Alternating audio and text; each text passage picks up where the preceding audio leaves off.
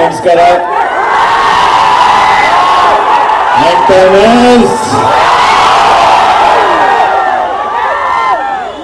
ತುಂಬಾ ಖುಷಿ ಆಗ್ತದೆ ನನಗೆ.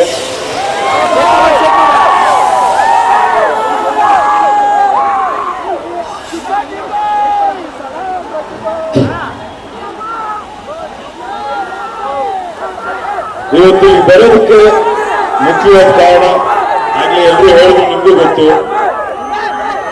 ನಮ್ಮ ನಿರ್ಮಾಪಕರಾದ ಇ ಕೃಷ್ಣಪ್ಪ ಅವರು ಹಾಗೂ ಇಡೀ ತಂಡ ನನ್ನ ಬದುಕಲ್ಲಿ ಒಂದಲ್ಲ ಒಂದು ರೀತಿ ಅವ್ರ ಶ್ರಮದಿಂದ ಅವ್ರ ಕೊಡುಗೆಯಿಂದ ನಾನು ಇಲ್ಲಿ ನಿಂತಿದ್ದೀನಿ ಇವತ್ತು.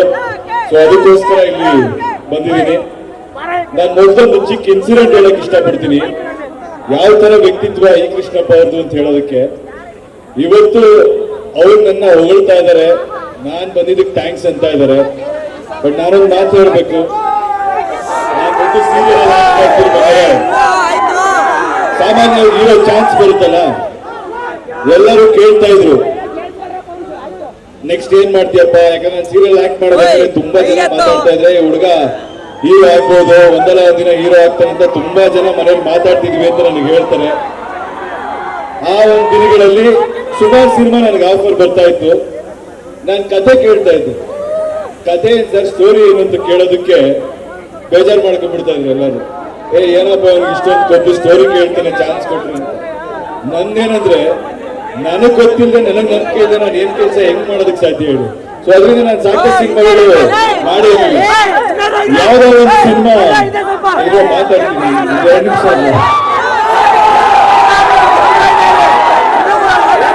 ಯಾವುದೋ ಒಂದು ಸಿನಿಮಾದಲ್ಲಿ ಅವಕಾಶ ಬಂತು.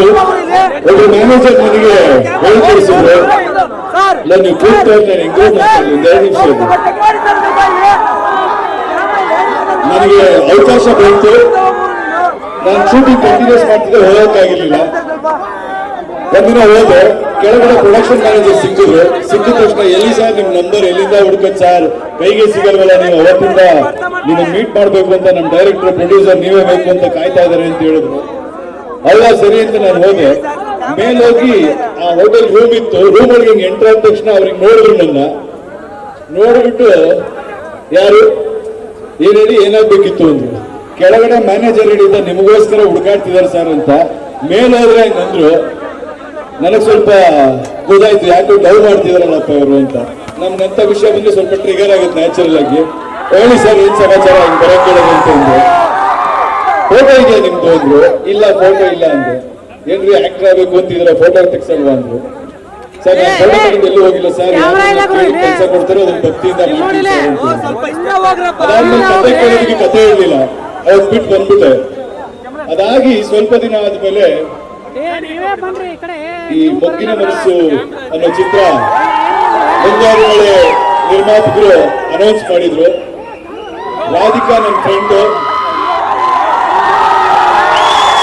ಸೊ ನನಗೆ ರಾಧಿಕಾ ಆಕ್ಟ್ ಮಾಡ್ತಿದ್ದು ಗೊತ್ತಿತ್ತು. ನಾನು ವಿಶ್ ಮಾಡಿದ್ದೇವೆ, ಗುಡ್ ಲಕ್, ಒಳ್ಳೇದಾಗ್ಲಿ, ಫಸ್ಟ್ ಸಿನಿಮಾ ಮಾಡ್ತಾ ಇದೀಯ ಅಂತ. ಸೊ ನಾವು ಮಾತಾಡ್ಬೇಕಾದ್ರೆ ಕೇಳಿದಾಗ ಸಿನಿಮಾ ಮುಗಿದೋಯ್ತು, ಲಾಸ್ಟ್ ಸ್ಕೆಡ್ಯೂಲ್ ಇದೆ ಅಂತ ಹೇಳಿದ್ವಿ, ನನ್ನ ಸ್ಕೆಡ್ಯೂಲ್ಗೆ ಹೋಗ್ತಾ ಇದೀವಿ ಅಂತ. ಸೊ ನನಗೆ ಫೋನ್ ಬಂತು ಇವ್ರ ಆಫೀಸಿಂದ, ಈ ತರ ಬಂದು ಮಾತಾಡಿ ಅಂತ ಶಶಾಂಕ್ ಅವ್ರ ಕಡೆಯಿಂದ. ಅಂಡ್ ನಮ್ ಗಂಗಣ್ಣ ಮತ್ತೆ ನಮ್ ಗೋವಿಂದ್ ಅಂತ ನನ್ನ ಫ್ರೆಂಡ್ ಇದ್ದಾರೆ. ಸೊ ಯಾವಾಗ ನನಗೆ ಫೋನ್ ಬಂತು, ನಾನೊಂದ್ಸಲ ನೆಗ್ಲೆಕ್ಟ್ ಮಾಡಿದೆ. ಪಿಕ್ಚರೇ ಮುಗ್ದೋಗಿದೆ ಅಂತಿದ್ರೆ ಯಾರೋ ಸುಮ್ಮನೆ ಕಾಗೆ ಹಾರಿಸ್ತಿರ್ಬೇಕು ಅಂತ ನಾನು ಅಷ್ಟು ಇಂಟ್ರೆಸ್ಟ್ ತೋರಿಸ್ತಿಲ್ಲ. ಅದಾದ್ಮೇಲೆ ನನಗೆ ಮತ್ತೆ ಫೋನ್ ಬಂತು, ಏನ್ರಿ ನಿಮ್ಗೆ ಕರೆದ್ರೆ ಬಂದೇ ಇಲ್ಲ ನೀವು ಅಂತ. ಅವಾಗ ನಾನು ನಮ್ ಗೋವಿಂದ್ ಕೇಳಿದೆ, ಏನ್ ಗೋವಿಂದ್ ಈ ತರ ನಿಜಾನ ಅಂತ. ಹೌದು ಕರೀತಾ ಇದ್ದಾರೆ ನಿಜ ಅಂತ ಹೇಳಿದ್ರು. ಕನ್ನಡನು ಕರೆದ್ರು.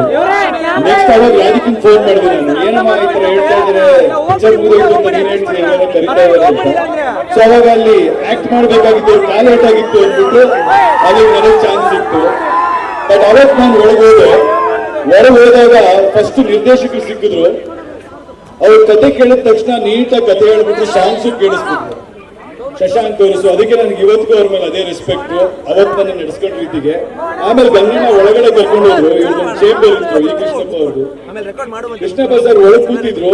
ನಿಮ್ಗೆ ಒಳಗೆ ಕರ್ಕೊಂಡು ಹೋದ ತಕ್ಷಣ ಡೋರ್ ಓಪನ್ ಮಾಡಿದ್ರೆ ಫೈಲ್ ತಗೊಂಡು ನೋಡ್ತಿದ್ರು. ನಾನು ನೋಡಿದ ತಕ್ಷಣ ಅವರೇ ನಮ್ಮ ಸೀರಿಯಲ್ ಅಲ್ಲಿ ಆಕ್ಟ್ ಮಾಡ್ತಿದ್ದಲ್ಲಪ್ಪ, ಓ ಸೂಪರ್, ಒಳ್ಳೆ ಹುಡುಗ ಅಂದ್ರು. ಅವ್ರಿಗೆ ಮುಂಗಾರು ಮನೆ ತೆಗೆದಿರೋ ನಿರ್ಮಾಪಕರು, ಅವರು ಹೇಳ್ಬೋದಿತ್ತು ಯಾರಪ್ಪ ಅಂತ. ಬಟ್ ಅದನ್ನ ಗುರುತಿಸಿ ಹೇಳಿದ್ರು, ಗಂಗಣ್ಣ ಆಗಿ ಹೇಳಿದ್ರು, ಅಣ್ಣ ಈ ತರ ನಿಮ್ ಸಿನಿಮಾಗೆ ಹೀರೋ ಮಾಡ್ಬೇಕು ಅಂತಿದೀವಿ ಅಂತ. ಒಳ್ಳೇದಾಗ್ಲಿ ಮಾಡಪ್ಪ ಅಂದ್ಬಿಟ್ಟು ಅವ್ರ ಫೈಲ್ಗೆ ಹೋಗ್ಬಿಟ್ರು ಅಷ್ಟೇ. ಆ ವ್ಯಕ್ತಿ ಅವತ್ತು ನಡ್ಕೊಂಡಿದ್ದ ರೀತಿಗೆ ಇವತ್ತವರೆಗೂ ನನಗೆ ಅವ್ರ ಮೇಲೆ ಗೌರವ ಇದೆ. ಅಂಡ್ ಆ ಸಂಸ್ಥೆ ಒಬ್ಬ ಹೊಸ ಕಲಾವಿದನಿಗೆ ಚಾನ್ಸ್ ಕೊಟ್ಟಿದ್ರಿಂದನೇ ಮುಂದೆ ಎಲ್ಲ ಜೀವನದಲ್ಲಿ ಏನೇನು ನಡೆಯುತ್ತೆ ಯಾವತ್ತೂ ನಾನು ನಿಮಗೆ ಋಣಿಯಾಗಿರ್ತೀನಿ ಸರ್. ಗಂಗಣ್ಣ ನಿಮಗೂ ಅಷ್ಟೇ. ಅದಾದ್ಮೇಲೆ ಜರ್ನಿ ಬೆಳೀತು ನಿಮಗೆ ಗೊತ್ತು. ಬಟ್ ಇವತ್ತು ಈ ವೇದಿಕೆಗೆ ಬಂದಾಗ ನನಗೆ ನೋಡಿದ್ರೆ ಖುಷಿಯಾಗಿದ್ದೇನೆಂದ್ರೆ, ಮುರಳಿ ಮಾಸ್ಟರ್ ಇರ್ಬೋದು, ಹರಿಸರ್ ಇರ್ಬೋದು, ನಮ್ಮ ಎಡಿಟರ್ ಪ್ರಕಾಶ್ ಇರ್ಬೋದು, ಯೋಗರಾಜ್ ಭಟ್ ಸರ್ ಇರ್ಬೋದು, ಇವರೆಲ್ಲ ಅವ್ರ ಜೀವನದಲ್ಲಿ ಸಾಕಷ್ಟು ಸಲ ನನಗೋಸ್ಕರ ರಾತ್ರಿಯಾಗಿ ಕೆಲಸ ನಿದ್ದೆಗೆಟ್ಟು ಅವ್ರು ನನ್ನ ಬೆಳೆಸಿದ್ದಾರೆ ಅಂತ ಹೇಳಕ್ ಇಷ್ಟಪಡ್ತೀನಿ. ಒಬ್ಬ ವ್ಯಕ್ತಿ